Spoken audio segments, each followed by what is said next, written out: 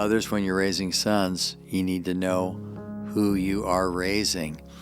Proverbs 23 reads like this: "My son, give me your heart, and let your eyes observe my ways."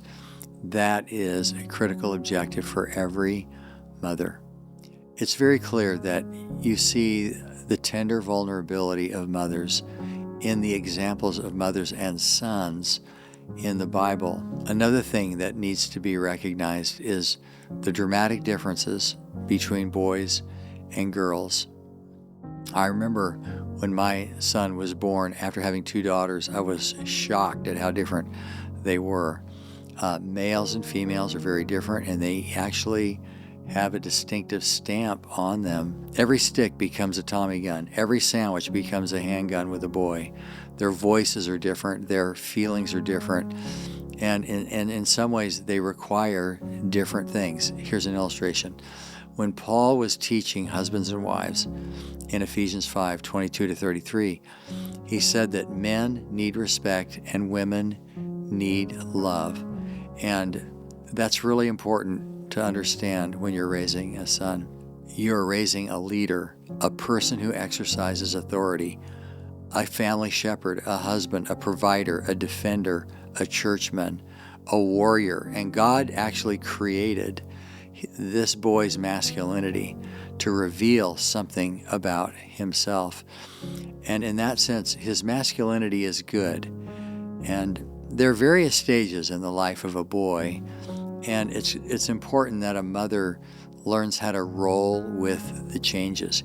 You're always aiming at the early maturity of your son.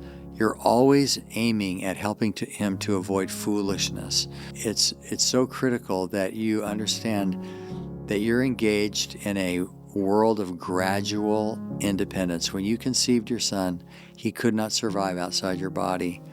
You were one, and then you gave birth, and he was completely dependent upon you, but that started a gradual path of independence from you. And, a mother during those first years needs to be very close to him, reading to him. By the way, life is calmer when you read to your kids, especially when they're really, really young. But it's also a time for a boy to go outside and pick up sticks and find frogs and all kinds of things like that. But it's the time when you're beginning to teach him to govern his emotions, to help him constrain outbursts, to help him understand he doesn't have to do that, to eliminate impolite behavior, not to scream unless he's in mortal danger. But there's another thing that's really important, not through aggression. Boys need to be met by their mother's quiet, firm boundaries. Aggression makes a boy more aggressive. I'm not arguing against spanking. Spanking should be administered, but not through aggression. A mother needs to be a velvet-covered brick, like an impenetrable wall. When all is said and done, be careful not to exasperate your son, but recognize how important it is that you are praying all along the way, "My son, give me your heart and let your eyes observe my ways." The grass withers, the flower fades, but the word of our God stands forever.